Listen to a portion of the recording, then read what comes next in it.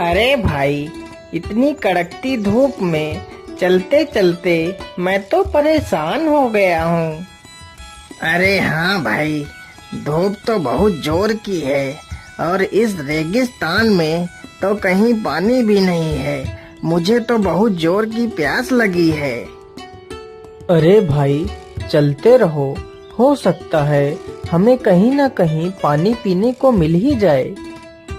उन तीनों को चलते चलते शाम हो जाती है।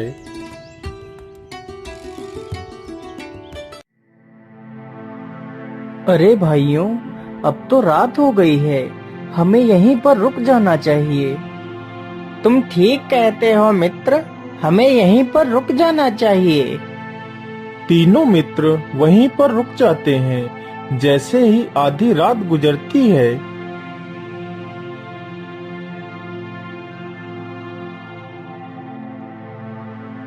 अरे मित्र, उधर तो देखो, वहाँ पर कोई वस्तु चमक रही है। चलो चलकर देखते हैं। अरे हाँ हाँ, मुझे लगता है या तो कोई चमकदार वस्तु ही है। चलो चलकर देखते हैं। नहीं मित्र, हमें इतनी रात्रि में यहाँ से कहीं नहीं जाना चाहिए।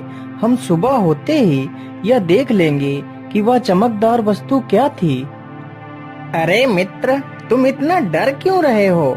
हम तो तीन हैं, तो हमें डरने की आवश्यकता नहीं है। चलो हम लोग चलकर देखते हैं। फिर वह तीनों उस चमकदार वस्तु की तरफ चल देते हैं। अरे मित्र, यह तो कोई चमकदार आईना लग रहा है। अरे ये क्या? ये तो एक सोने का सिक्का है।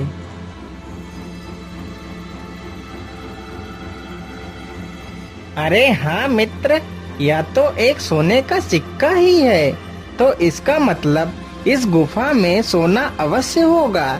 चलो मित्र, हम लोग इस गुफा के अंदर चलते हैं। नहीं मित्र, इस समय हमारा इस गुफा में जाना ठीक नहीं होगा। हम सुबह जाएंगे इस गुफा में। अगर तुम चाहो तो यह सिक्का तुम रख सकते हो। तेज प्रताप उन दोनों को अंदर जाने से रोकता है, लेकिन वह दोनों बहुत ही लालची थे। फिर वह तीनों वापस लौट आते हैं।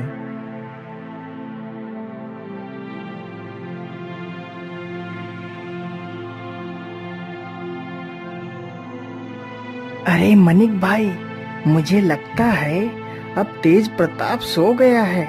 चलो हम लोग चलते हैं और गुफा में देखते हैं सोना कहाँ पर छिपा है। फिर वह दोनों चुपचाप उठकर गुफा की ओर निकल पड़ते हैं।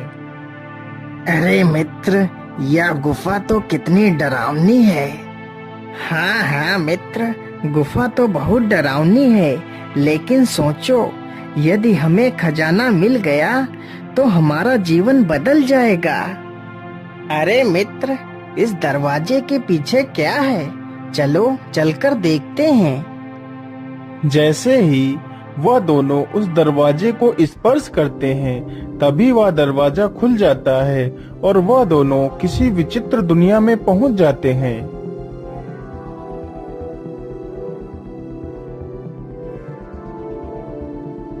कौन हो तुम दोनों? कहीं तुम दोनों पृथ्वी लोक से तो नहीं आए हो? हाँ हाँ, हम लोग पृथ्वी लोक से ही आए हैं। लेकिन तुम लोग कौन हो और ये कौन सी दुनिया है? हम दोनों इस राज्य के सैनिक हैं। चलो हमारे महाराज के पास चलो। अरे मित्र, हम ये किस मुसीबत में फंस गए हैं? हमने अपने मित्र की बात ना मानकर बहुत बड़ी भूल कर दी है। अब पता नहीं हमारा क्या होगा।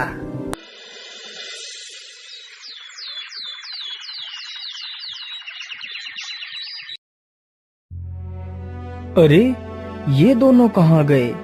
कहीं वह दोनों गुफा में तो नहीं चले गए? चलो चलकर देखता हूँ।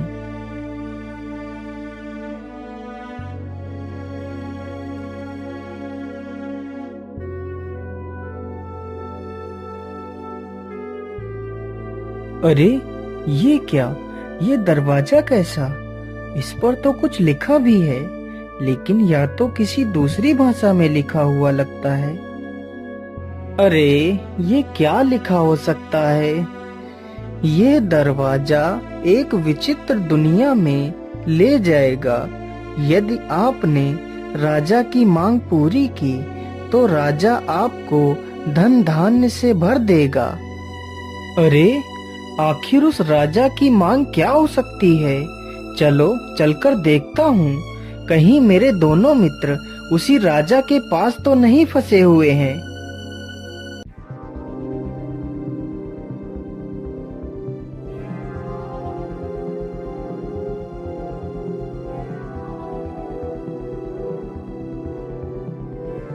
अरे, आप लोग कौन हैं? पहले तुम बताओ, तुम कौन हो? तुम पृथ्वी लोक से आए हो ना? हाँ, मैं पृथ्वी लोक से ही आया हूँ, लेकिन आप लोग कौन हो? हम दोनों इस राज्य के सैनिक हैं। चलो हमारे महाराज के पास चलो।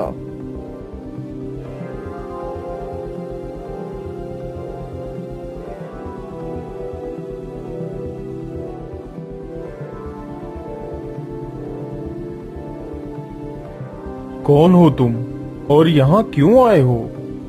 महाराज, मैं एक व्यापारी हूँ। मैं अपने 2 मित्रों के साथ यहाँ से गुजर रहा था, तभी मेरे 2 मित्र आपकी इस विचित्र दुनिया में आ गए हैं। मैं उन्हें ही ढूंढने के लिए आया हूँ महाराज। हाँ हाँ, तुम्हारे दोनों मित्र हमारे पास बंदी हैं, लेकिन वह दोनों दिल के बहुत ही दुष्ट तथा लालची हैं। यहाँ तुम आ तो अपनी मर्जी से सकते हो, लेकिन अपनी मर्जी से जा नहीं सकते। जब तक तुम लोग मुझे इस श्राप से मुक्त नहीं कराओगे, तब तक यहाँ से कोई नहीं जा सकता। लेकिन महाराज, आपको ये श्राप किसने दिया था? ये श्राप मुझे एक ऋषि ने दिया था। यह बात उन दिनों की है जब मैं एक बहुत ही क्रूर तथा घमंडी किस्म का राजा था। लेकिन महाराज, हम कहाँ जाएंगे? इस राज्य को छोड़कर हम कहाँ जा सकते हैं महाराज? दया करो महाराज। इस बार सूखा पड़ने की वजह से कोई भी फसल नहीं हुई है महाराज, तो हम आपको कर कहाँ से दे महाराज? दया करो महाराज। तुम जैसे निकम्मों के लिए हमारे दिल में कोई दया नहीं है। यदि तुम्हें इस राज्य में रहना है तो कर पूरा देना पड़ेगा, चाहे फसल हो या ना हो। मुझे कर चाहिए। एक दिन की बात है, राजा अपने बगीचे में टहल रहा था।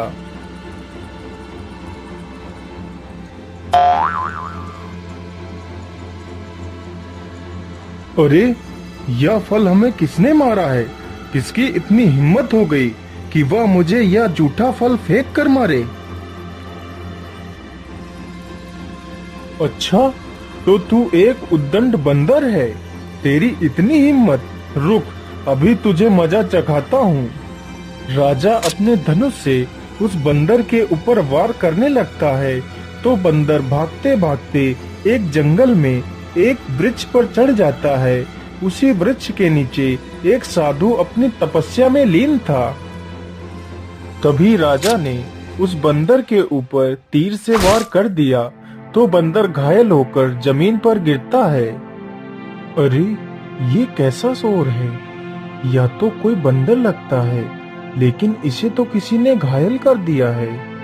इसे मैंने ही घायल किया है, या मेरे बगीचे में घुसकर मुझे ही झूठे फल फेंक कर मार रहा था, इसलिए मैंने इस दुष्ट को मारा है। लेकिन राजन, यह तो एक जानवर है, और यह तो इस वानर का स्वभाव है। तुम्हें इसे नहीं मारना चाहिए था। तुमने इसे मारकर बहुत बड़ा पाप किया है। अच्छा, तो एक मामूली सा साधु हमें ज्ञान देगा क्या पाप है और क्या पुण्य है? चले जाओ साधु, नहीं तो तुम्हारा भी हाल इसी बंदर की तरह ही हो जाएगा। अरे मूर्ख राजा, तू तो बड़ा ही अहंकारी है। इस मासूम को मारकर तुझे इसका कोई आभास नहीं। मैं तुझे श्राप देता हूँ, जिस अहंकारी मुख से तू इतने कटु वचन बोल रहा है? तेरा यह मुंह वानर का हो जाएगा और तू और तेरा राजमहल एक विचित्र दुनिया में खो जाएंगे। क्षमा महात्मन, क्षमा, मुझे क्षमा कर दीजिए महात्मन, मुझसे बहुत बड़ी भूल हो गई। मैं अपने राजस्व में आकर बहुत अहंकारी और बहुत ही क्रूर हो गया था, परंतु मुझे माफ कर दीजिए, मेरी भूल का आभास हो चुका है। मुझे इस वानर वाले सिर से मुक्त कर दीजिए बाबा, अब मैं जीवन में कोई पाप नहीं करूँगा।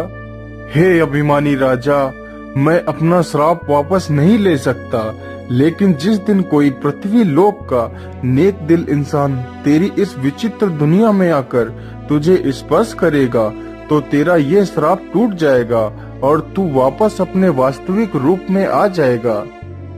तब से लेकर आज तक हमारा ये राज्य इस गुफा में ही समाया हुआ है, लेकिन यदि तुम एक नेक दिल इंसान हो तो तुम्हारे स्पर्श करने से मैं वापस अपने वास्तविक रूप में आ जाऊंगा और अपने पृथ्वी लोक पर वापस लौट सकूंगा। यदि तुमने मुझे ठीक कर दिया तो मैं तुम्हें इतना धन दूंगा कि तुम्हारी 7 पुश्तें बैठकर खाएंगी। ठीक है महाराज, लेकिन मुझे आपके धन की कोई लालसा नहीं है। यदि मेरे स्पर्श से तुम्हारा भला हो सकता है तो मैं तुम्हें अवश्य इस श्राप से मुक्त करूंगा। फिर वह आदमी जैसे ही राजा को स्पर्श करता है, अरे ये क्या, ये तो चमत्कार ही हो गया, मैं तो अपने वास्तविक रूप में आ गया। हे नेक दिल इंसान, तुम्हारा लाख लाख धन्यवाद। फिर उस राजा का पूरा राजमहल वापस पृथ्वी लोक पर आ जाता है। फिर वह तीनों मित्र बहुत सारा धन लेकर वहां से वापस अपने राज्य की ओर लौट जाते हैं।